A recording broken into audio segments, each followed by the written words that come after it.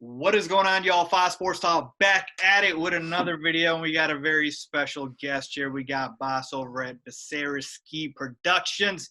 My boy, what's going on? What's going on, man? You actually nailed that name. Most people are like, I'll just call you Boss. Yeah, But you did that good. So Boss covers the Packers like a blanket pretty much. And you know what? I needed to have somebody on here to talk about this game because, for you guys, you're going for the number one seed. I mean, everything's, fun. It's great. And for the Bears, we're fighting for our damn playoff lives. So this is going to be a very important game. There's a lot to talk about, a lot to get into. So let's go ahead and get started. You ready? Yep. So I'm going to start easy, and then I'm going to start grilling you. So you better be ready. All right? I'm ready. Let's talk about the Packers first, all right, before we even get to the Bears. This team is on fire right now. I think you guys have won, 4 straight, 5 straight. What is your confidence level, and also, how good are you feeling about this Packers team? Is this the peak Packers right now? So that Titans game raised me from here to here. Before then, it was whether or not the offense is going to show up or the defense is going to show up. Not both at the same time. It was always, hey, Aaron Rodgers is going to go off. The defense is going to suck. Defense is going to make some plays. Offense isn't as great. Yada, yada, yada. Last Sunday night, a whole round game. Defense, amazing. You can't ask for more against the number one scoring offense in the league, which was the Tennessee Titans. Offense as well, amazing. Aaron Rodgers threw, I think, 4 incomplete passes. Devontae Adams just completely pooped on Malcolm Butler. So, but overall, I mean, I'm really excited about this team. Like I said, I thought they were good. Now I think they're great, and I think they are ready to make a push into the playoffs and hopefully secure the number one seed because Aaron Rodgers has never played an NFC Championship in Lambeau. So I'm hoping that can happen.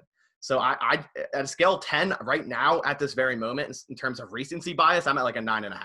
Wow. Okay. I mean, I thought you were actually going to say 10, but I'll take it because does this Packers team – you can always get better. You can always get better.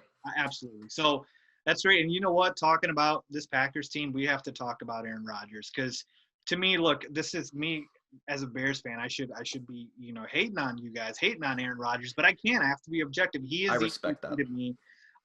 For you, Josh Allen's been tearing it up. Patrick Mahomes, we know he's had a great season. Is it even close for you, or is Aaron Rodgers the runaway MVP? To me, it's not close. To me, obviously, I'm a Packers fan, so I'm going to take Aaron's stats and extrapolate them and whatnot. I mean, but 44 touchdowns, 5 interceptions, that's hard to beat. That's really hard to beat. He's running 70.3 completion percentage, which would, if the season ended today, would be his best on his career. That's insane considering how good he was in 2011 and 2014 as well. So I think it is his MVP to lose, and I don't think he's going to because, obviously Patrick Mahomes isn't playing next week. Aaron Rodgers would have to play very, very, very poorly to lose this. Josh Allen is a great ascending player. I just don't think he's 100% there yet. He plays wonderfully, but is he as good as Aaron Rodgers? No. Patrick Mahomes is amazing, but I still put Aaron over him. Yeah, and I agree with that. I think Aaron Rodgers has the MVP locked up. So you're not going to have any debate from me on that end. So let's talk about this game now on Sunday. So this is the second game. Obviously, the first game did not go as planned for the Bears. It was pretty much over by halftime. We got blown out. And so, this Bears team from the last time you guys saw us has changed a lot. So Let's start with, what have you seen from this Bears team? Our offense, I'll just give you some quick numbers here. Over the last 4 games has scored 30-plus points. First time that's happened since 1965. Somebody by the name of Gale Sayers was also playing for the Bears at that time. So we haven't seen this. I know people want to just, dismiss it, but we have not seen this offense played this prolific. And also, you want to talk about, fine, the opponents, right? And look, you can certainly make that argument, and that's why I'm asking you, are you buying this Bears team in terms of their offensive turnaround, or are you saying it's a bit of a fluke? Give me your overall thoughts on the Bears offense. So I'm going to give respect where it's due. I'm not the type of person that's going to, crap on a team just because they're a rival. I got to give respect where it's due. And I said this in my post-game video, and I said Mitch Trubisky's playing really good the last 4 games. And I said that makes me throw up my mouth a little bit, but but in the last 4 games after the Green Bay game, which wasn't so good, he has 107.7 rating for a quarterback rating and 72.3 completion percent and a 7-to-2 touchdown to interception ratio, which is really good. Now, my rebuttal to that is the Lions defense 32nd in points, the Houston 26th in points, Jacksonville 31st in points, and Minnesota 28th in points, a combined record of 16 and 44. Now, obviously, you can go down the cherry picking stats all day long. I do give more credit to the Bears defense, or Bears offense. I'm sorry, but I'm not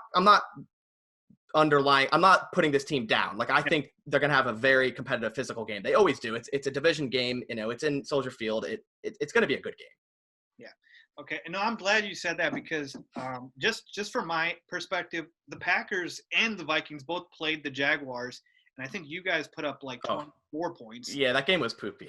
Yeah, and the Vikings, it took overtime for them to beat the Jaguars. So, again, the Bears blew them out.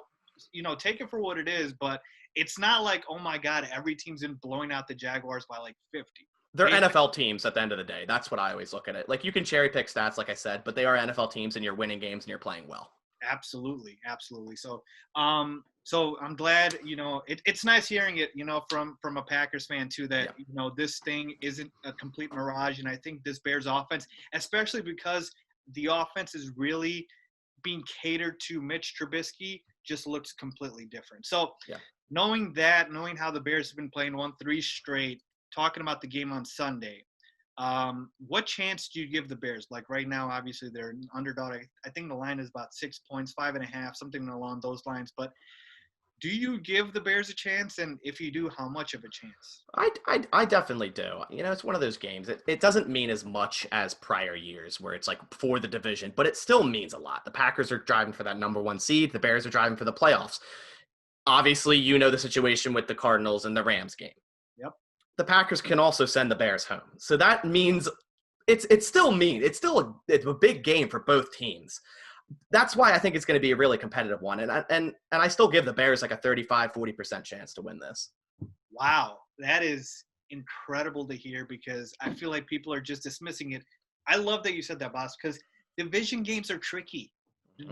I never bet on them. I'm telling you, folks, what happened with the Bengals, if the Bears treat this game, which they probably will, like their Super Bowl, that's what the Bengals did with the Steelers, and, that's what happened. So we'll get to the prediction. Don't you guys worry about that. But just real quickly, talking about more in terms of this game, Matt Nagy's probably not getting any sleep. Neither is Mitchell Trubisky. They've been game planning for this game ever since the Jaguars game ended. So I'm going to ask you a question I don't think you've thought about a lot or people haven't asked you. If you had to stop this Packers team, how would you stop them? Now, look, you might say you can't stop them. Fine. How would you slow them down? Is there a particular thing? Is it, pressure on Aaron Rodgers? Is it take double Devontae Adams? How would you slow the Packers down? Well, firstly, I think you should always double Devontae Adams. I think if you're not doing that, you're kind of shooting yourself in your foot there. This dude's insane. I haven't seen a receiver with this stat line, and he's played 13 games or 12 and a half games. He's missed 2.5 games. It's ridiculous. He's on the lines of like Randy Moss level type season here. So greatest season I've seen in a long time for a wide receiver. But I think with the Packers, the main thing is just playing very physical. And it's been a problem for the Packers offense for years. And if you get in Aaron Rodgers' face and piss him off, like to where he kind of becomes uncomfortable, and Ndamukong Suh does a wonderful job at it. And Ndamukong Suh like really irks him. And I think, you walk a thin line with that. Do I want to piss Aaron Rodgers off? But you don't want to see him sitting there dotting you up, smiling and laughing. You don't want to see that. So I think the main thing is playing physical, and I think the Bears defense has the capability to do that. They obviously have a good defensive line, good secondary, all that. So it's mainly playing physical, and then, of course, if you stop their run and kind of dictate their offense, obviously they can pass on you whenever they want to. In terms of this year, their passing offense is outstanding. But like I said, if you double Devontae and make them go to their secondary targets, MVS has 2 goose egg games in a row. Robert Tunyon's a good target, but doesn't get like crazy yardage. It's mainly just red zone touchdowns and whatnot. And Allen Lazard's back, so that's a good target. So it's mainly just playing them very physical. That's the way to beat them. So I'm glad you said that too, because in my preview video where I, gave my thoughts on the game, I said, yeah, doubling Devontae Adams, you do that for sure. But I think it's getting pressure on Aaron Rodgers because our pass rush has not been there. And if it's not there, then we're not going to win this game. I don't know if you remember 2 years ago when we did beat the Packers, Aaron Rodgers didn't have a touchdown. He had 4 sacks. that's how you do it. That's how you beat this Yeah. team. So again, very rare to see it happen. But if you want an answer, there you go. That's how you do it. So Yeah. just speaking real quickly about the run game, actually, I just thought about this. Is Jamal Williams and Aaron Jones healthy? Because A.J. Dillon got a lot of work last week. And Jamal is out. So he might play this game, but he was out the last two. I think yeah, it's a lower leg injury. Jamal, see, A.J. Dillon, I've been high on. I thought he would have a breakout game, and he did, and at the perfect he time did. Oh, in that the was snow, and just crazy. He reminded me of rookie year Eddie Lacy. I can't say much more about that. I think they have a very, very good three-headed monster in the backfield if all of them do suit up to play. But that's nothing taking away from Aaron Jones. Aaron Jones is a hell of a running back too. They're all good in their own ways. Jamal Williams is a great pass blocker. Aaron Jones can catch the ball like a receiver. He can run routes. He does everything. I think he's averaging 5.6 yards per carry on the year. Just ridiculous. But Jamal is on the injury report, so we'll see what happens with him. Okay, so we don't know yet, but A.J. Dillon had a crazy game, so I just want to bring that up because he looked really good, and obviously that's not good for the Bears. So, all right, let's do it. Let's talk about the final prediction here. So, just again, you can give your score, but if you want to just talk about how you think this game goes and kind of what your prediction is for this game. So last time we talked about the prior game on FTFN, I said it was going to be a one-score game, and it wasn't. We both thought it was going to be a more competitive game, and it wasn't. Now, I want to say it is going to be a competitive game, and I think it will. Week 17 in December, or January, should I say, it's going to mean a lot more. I still have the Packers winning by either 7 to 10 points. I'd put it around that mark, like 10 points there, but I think it's going to be like a hard-fought game, and I don't think Aaron Rodgers is going to have like 6 touchdowns in the first half. I just want to put a little dig on you there. No, that's fair. So anything else from your end, or should I just say my prediction then? I want to hear yours. Okay, so here's the thing. I think you think I'm objective. I hope you do, because I wouldn't blatantly just pick the Bears. But here's where I'm at. This is the Bears Super Bowl in a way. Right. And so I do think the Bears are going to get up for it. The fact that they've been playing pretty well obviously bodes well for this team. And this game being at Soldier Field, I think makes a big difference. I know there's no fans, but I do think if this was in Lambeau, my level of confidence would be a lot lower. I actually did it. I actually did pick the Bears to win this game, but by a score of 24-21, right? A 3-point game. And here's why. I think, like I mentioned, the Bears, knowing that this is the game, I think they're the more desperate team than the Packers. Look, the number 1 seed would be nice. I know you guys want to go for it, but the health of Aaron Rodgers and your players are more important. At this point, we're just fighting to get in. So you got desperation on your side. And then I think I read a stat somewhere where it said like the 9 of like the last 11 games at Soldier Field have been one-score games. We just talked about division games. They are going to be tough, and the first time around, the Bears are going to make adjustments. Now, as far as on the field, right, I'm just talking about how they're going to stop the Packers. Well, you can't win in a shootout. That's why I picked a lower-scoring game. And then in terms of, stopping the Packers' offense, it has to be to put pressure on Aaron Rodgers, but also in our offense, Mitchell Trubisky cannot give the ball away. You guys need to run the ball well too, which Montgomery is. Take time of possession. That's it. Take time of possession, run the football, milk the clock, keep Aaron Rodgers off the field, and no turnovers. Because I know he's not number 12 is not going to throw the ball to us. He's not going to give us any. Rare. It's rare. That's the only way. And here's the other thing too. I know it was a long time ago, but you guys did lose to the Minnesota Vikings. Dalvin Cook ran all over you. So there is a game plan here. The Colts ran all over you. The Bucks, that game too, running game. So am I crazy here? Do you see this happening?